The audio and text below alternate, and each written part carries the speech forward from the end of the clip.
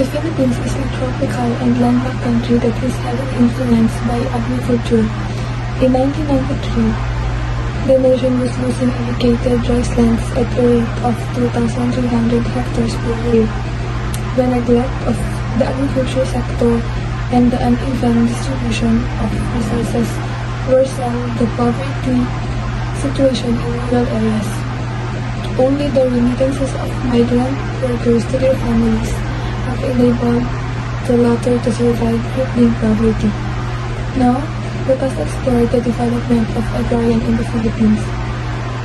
Agrarian reform means the redistribution of lands, regardless of crops or fruits produced, to farmers and regular farm workers who are landless, irrespective of tenurial arrangement, to include the totality of factors and support services designed to lift the economic statuses of the beneficiaries and all other arrangements alternative to the physical redistribution of lands, such as producing or profit sharing, labor administration, and the distribution of shares of stocks, which will allow beneficiaries to receive a just share of the fruits of the lands they work.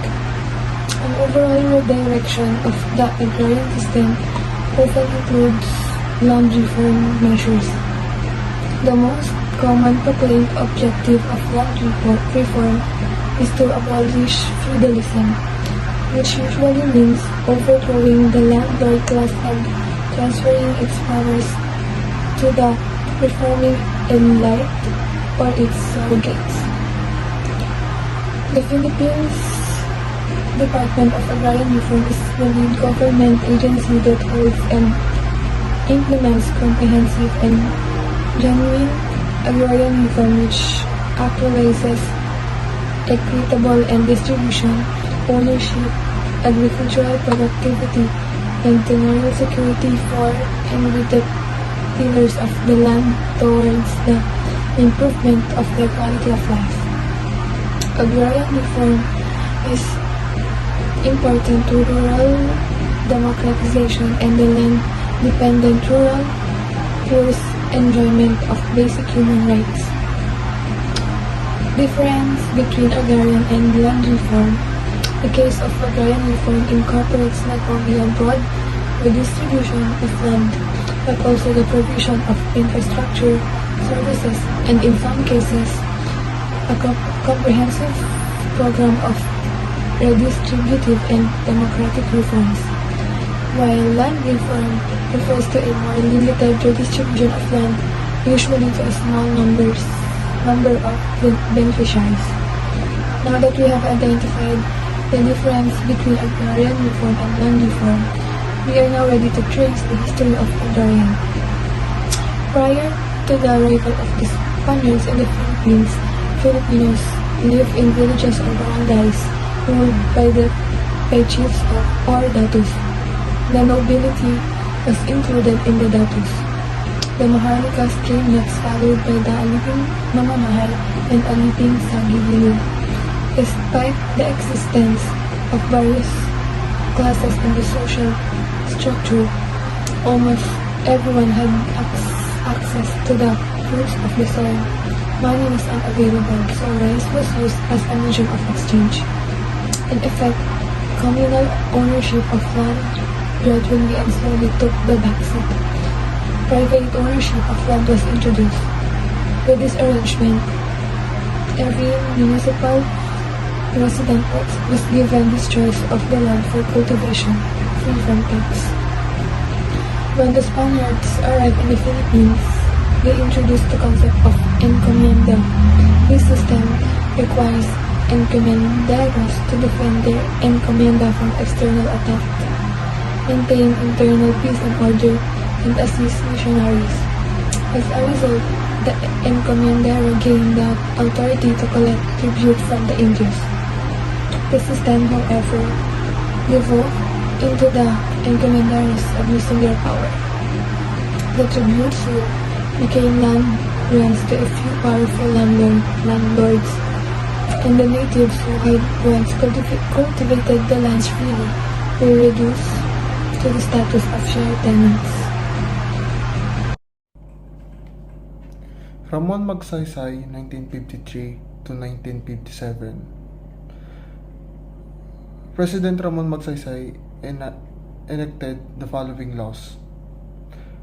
Republic Act No. 1160 of 1954 abolished the Lasedeco and established a National Resettlement and Rehabilitation Administration or NARRA to resettle dissident and landless farmers. The Philippines Republic Act No.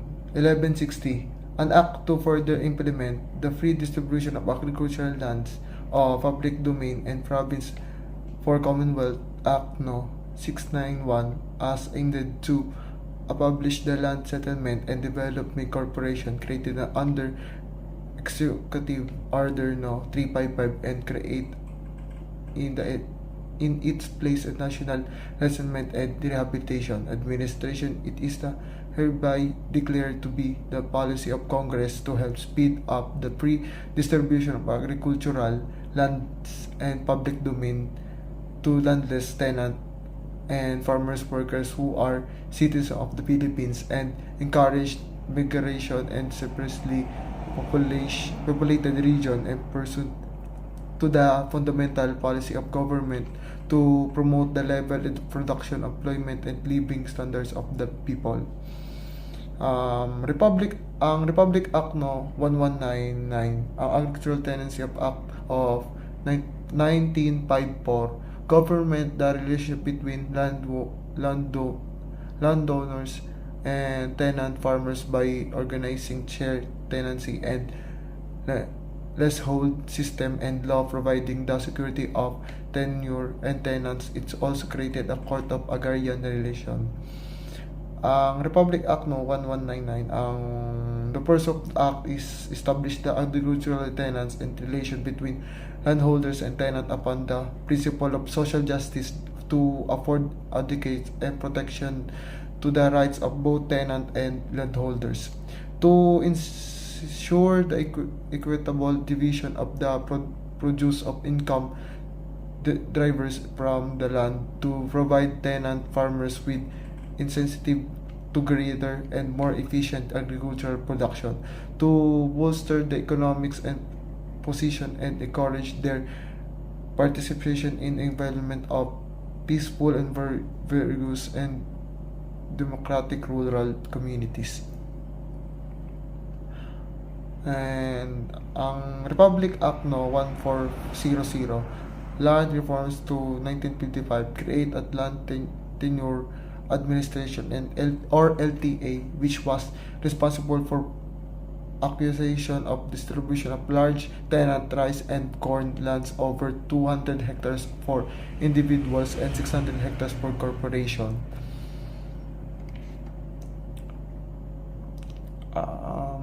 Ang Republic Act No. 1400, it is states declared the policy created the maintain the peaceful and prosperous stable agrarian system, and to the end of government shall establish the distribute of many family-sized farm to as many landless citizens as possible through opening up to public agricultural land and division of distribution private agricultural lands where agrarian conflicts exist, either through private agreement with owners through expropriation procedures. And Republic Act No. 821, creating of agricultural credits and cooperative financing administration, providing small farmers and share tenants loans with low interest rates and 6 to 8%. Republic Act No. 821, the act declared the Congress policy as small farmers obtain the liberal credits and promote effective farmers groupings into cooperative association to enable them to market efficiently and their agricultural commodities in other place agriculture, including livestock, poultry, and fishing, on the level playing field with other industries and rise in standards leaving our agricultural works. Carlos Garcia, 1957 to 1961. President Carlos Garcia enhanced the following laws. Republic Act No. 540, an act to granting the Girl Scouts of the Philippines 10,000 hectares of public agricultural lands for additional support of maintenance and said corporation. Ang Republic Act No. 540 ay such a portion of or a portion of public domain not exceeding 10,000 hectares as may be determined hereinafter, providing are hereby declared and caded and Girl Scout of the Philippines to be held administration permanent advancement for the corporation additional support and maintenance. And Republic Act No. 179, an act to declare the free food in the favor of states any property found to have been unlawfully acquired by any public officer or employee and providing for the preceding 3-4. Ang Republic Act No. 1379, a public officer employee is defined in this act as many person holding any public office or employment by virtue of appointment, election, and contract, as well as any person holding any office and employment is any state-owned controlled company or enterprise by appointment or contract. President Diosdado P. Macapagal, 1961 to 1965. Diosdado Macapagal is the 9th President of the Republic of the Philippines. He enacted the following law. Republic Act No. 3844 of August 8, 1963, the Agricultural Land Reform Code. This law is more in favor to the farmers who are just tenants. This law gives rights to the tenants farmers for them to get their deserved benefits and their independence. It is considered as the most comprehensive piece of agrarian reform because it emphasized the owner cultivatorship. This law also applies that all the labor laws equally and without discrimination to both industrial and agricultural wage earners and to provide with more systematic land resettlement program and public lands distribution. The RA 3844 is known or recognized as the way for the freedom of the Filipino farmers from the slavery of the tenancy or pangungupahan. Most especially for the small farmers be more independent, self-reliant, and responsible citizens and a source of genuine strength in our democratic society. It abolished tenancy and established a leasehold system in which farmers paid fixed rentals to landlords rather than a percentage of harvest. It aims to give the farmers their own land, the land of the pamahalaan and ng mga pribadong may-ari na hindi na gagamit ay hinati at pinamahagi sa mga magsasaka. But this law is not much successful because the real landowners are against it. Kung ang law na ito ay naging successful at ang mga farmers ay mas sariling lupa, ang mga produkto ay mas magiging affordable at magiging maganda. Ito sa ating ekonomiya dahil pag farmers na ang may-ari ng lupa, hindi na nila kailangan magbayad ng renta, therefore, mas mumura ang agricultural products kasi sariling lupa na nila yon. Ferdinand E. Marcos. We all know President Ferdinand E. Marcos, our 10th president who first declared martial law in our country. Republic Act No. 6389, also known as Code of Agrarian Reform. This law provides the automatic conversion of agricultural share tenancy to agricultural leasehold tenancy. Department of Agrarian Reform, or also known as DAR, was created and has the authority and responsibility to implement the policies of the state on agrarian reform. And the Agrarian Reform Special Fund created to finance the agrarian reform program of the government. The role of DAR is they lead the implementation of the Comprehensive Agrarian Reform Program through land tenure improvement, agrarian justice, and coordinated delivery of essential support services to client beneficiaries. Declaring the entire Philippines as a land reform area to ensure the successful prosecution of Agrarian Reform Program, itong Presidential Decree No. 2, inaatasan nito ang lahat ng ahensya at tanggapan ng gobyerno na ibigay ang buong kooperasyon at tulong sa DAR. Binuhay nito ang Agrarian Reform Coordinating Council. The Agrarian Reform Coordinating Council, created under Executive Order No. 347, Series of 1971.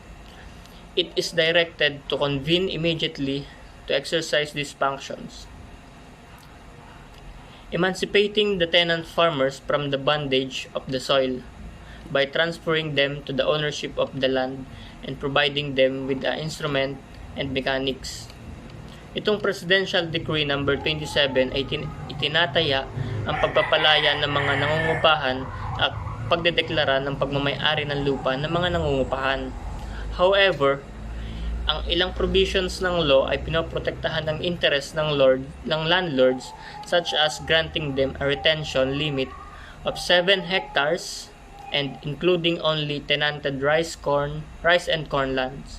Ibig sabihin, may matitirang 7 hectares sa kanila, kasali na dun yung mga lupa na may tanim na rice and corn. So that's it for the contribution of Diosdado and Marcos to agrarian reforms. I hope I made it clear to all of you. Joseph Ejercito Estrada, also known by the nickname Erap. Live and born in Tondo, Manila, Philippine Commonwealth on April 19, 1937. Age of 85 years old. Married to a former senator, which is Luisa Pimentel. A Filipino politician and former actor, Estrada gained popularity as a film actor, playing the lead role in over 100 films in acting career spanning some 3 decades. He also worked as a model, beginning as a fashion and ramp model at the age of 13. He used his popularity as an actor to make gains in politics.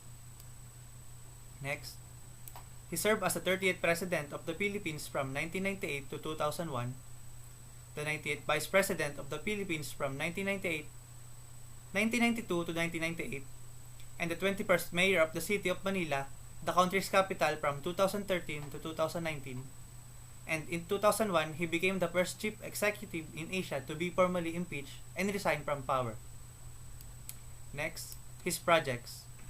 Training in Women Empowerment, NCRFW, or National Commission on the Role of Filipino Women, focus has been in poverty alleviation, along with the advancement and protection of women's human rights, promoting women's economic empowerment, and promoting gender-responsive governance.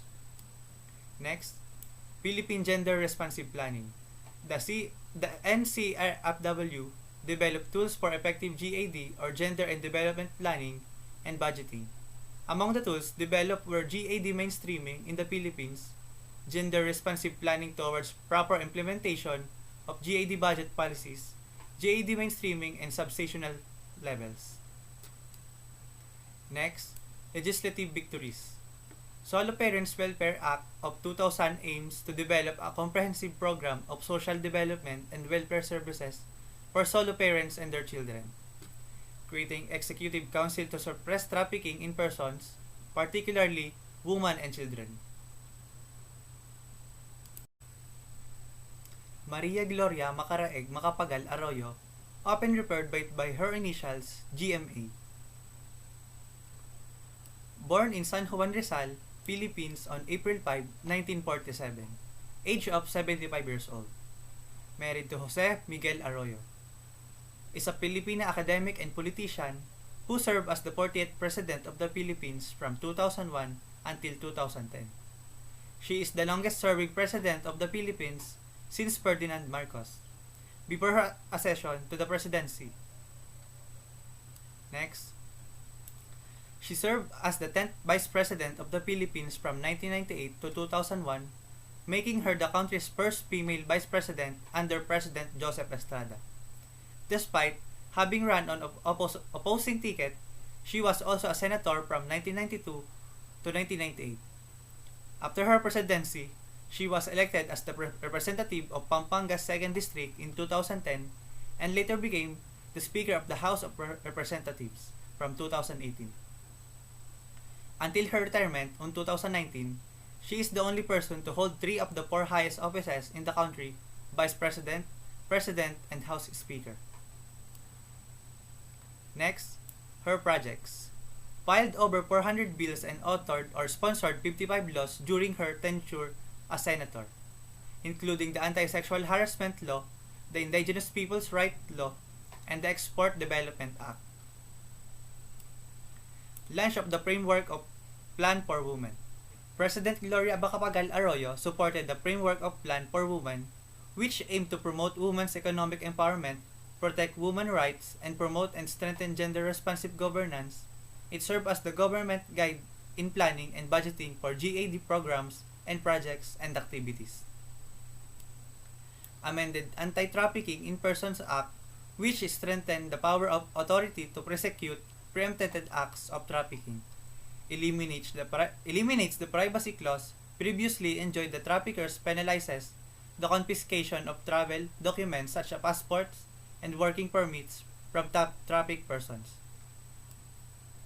Anti-Violence Against Women and Their Children of 2004 penalizes the commission of violence against women and their children, or BAUSI, in the context of domestic violence or violence in intimate relationships. That's all. Benigno Aquino III is an economist by training and a public official by profession. Benigno Aquino, following the death and funeral of his mother, former President Corazon Aquino, public clamor arose for him to seek the presidency. On May 10, 2010, he was elected with the largest plurality under the 1987 Constitution. As the President of the Philippines, President Benigno S. Aquino III continued to pursue programs anchored on clean, honest, and effective governance for all Filipinos, in fulfillment of his social contract with the Filipino people to achieve a inclusive growth, a restoration of trust in public institutions, and a renewal of optimism and confidence to achieve lasting economic and social change. Sin Tax Reform Law, or STRL, RA 10351, is one of the landmark legislation under the Aquino administration. It is primarily a health measure with revenue implication, but more fundamentally, it is good governance measure. The Sin Tax Law reform helps finance the Universal Healthcare Program for the government. Republic Act Number 10533, or Enhanced Basic Education Act of 2013, is expanded the years of schooling in basic education from 10 years to 12 years. The Responsible Fatherhood and Reproductive Health Act of 2012, also known as the RH Law, is a groundbreaking law that guarantees universal and free access to nearly all modern contraceptives for all citizens, including impoverished communities at government health center. Republic Act Number 10361, or Domestic Worker Act or Batas Kasambahay, the state in protecting domestic worker or recognizing their special needs to ensure safe and healthful working condition, promotes gender-sensitive measure in the formulation and implementation of policies and program effective the local domestic worker. Republic Act Number 10353, or the Anti-Enforced or Involuntary Disappearance Act, is the official legislation that was passed by the Filipino government to address the issue of enforced disappearance. Republic Act Number 10606, or National Health Insurance Act of 2013. It is hereby declared the policy of the state of adopt an integrated and comprehensive approach to health development, which shall endeavor to make essential goods, health and other social services available to all the people at affordable cost, and to provide free medical care to paupers. Rodrigo Duterte was elected President of the Philippines in 2016 by a landslide win on the back of hardline promises to tackle crime and corruption. He has since attracted intense controversy for a bloody drug war and a string of controversial remarks deemed offensive of exist by many observers. He has also been criticized by international community and rights groups that say his policy amount to human rights abuses. Despite international condemnation, he remains hugely popular in the Philippines. President Duterte signed Republic Act No. 11702, which paved the way for the creation of a specialty hospital that will cater to the medical needs of people from Southern Luzon. The construction of the hospital is a big help because patients from the Southern Tagalog will no longer to Manila for treatment and immediate medical attention.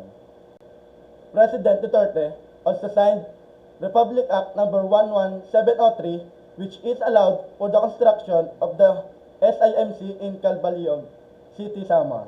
The passage of this law is hope that the patients and families will no longer to travel 4 to 5 hours from northern Samar, 3 hours to 4 hours from eastern Samar, and 2 to 3 hours from Samar just to get the nearest government tertiary located in Tacloban later.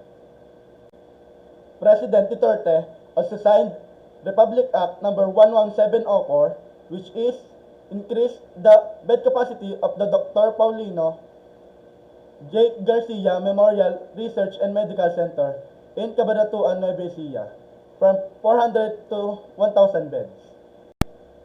President Duterte signed Republic Act No. 11705, which is an act establishing in the city of Candon, province of Ilocos Sur, a tertiary hospital to be known as the Ilocos Sur Medical Center and appropriating funds therefore.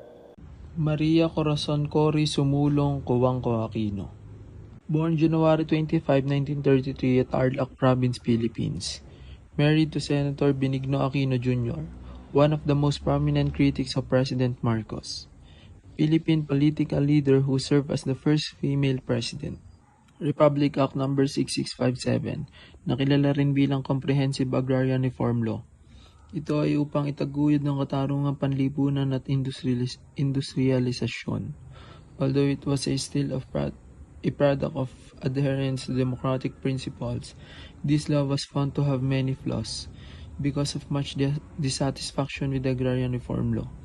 Dahil sa labis na kawalang kasiyahan sa batas reforma agraryo, lumaki ang mga panukala mula sa mga grupo na magsasaka at non-government organization upang maitupad ang alternatibong programa na mas kapakipakinabang sa kanila.